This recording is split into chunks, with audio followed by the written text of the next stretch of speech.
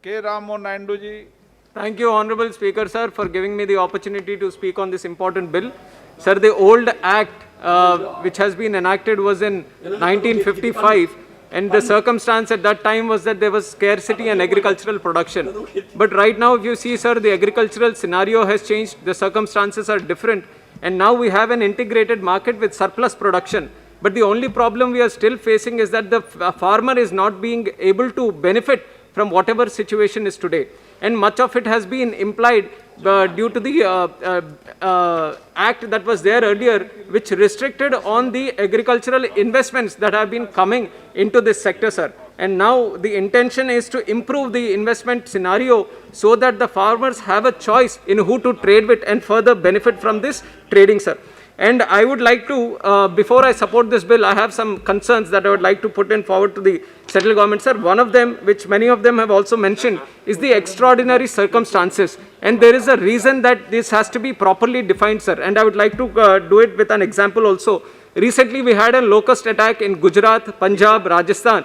And during this time, if you look at that attack, it doesn't come under war, famine, flood, or any other natural calamity. So how does these kind of situations be addressed through this bill is something the central government should answer, sir.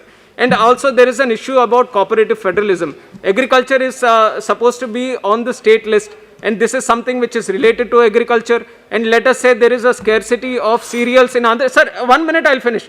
Let us say there is a scarcity of cereals in Andhra Pradesh and not in Punjab. Then how will they discuss this scenario with the states and ensure that they also have the right in deciding the price of the of whatever the regulation of the food stocks also, sir.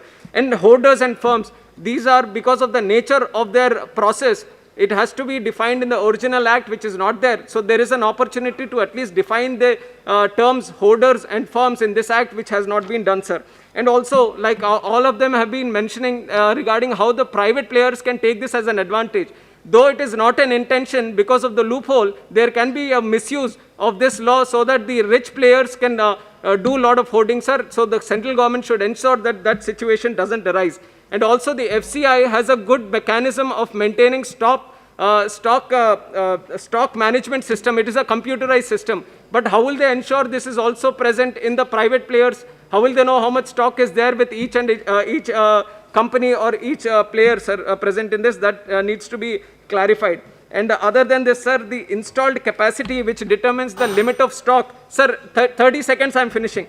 The installed capacity which determines the limit of stock, is it going to be based on the annual installed capacity, or the monthly installed capacity, or the daily installed capacity? That is something which needs to be clarified, sir. With these concerns, I would like to support this bill, sir. Thank you. Vartavani news channel ఎప్పటికప్పుడు రాజకీయ, సినీ విశేషాలు, sports మరియు సాంకేతిక పరమైన మరెన్నో విషయాలను మన ముందుకు తెస్తుంది. మరింత సమాచారం కొరకు వార్తావాణి న్యూస్ ఛానల్ ని సబ్స్క్రైబ్ చేయండి.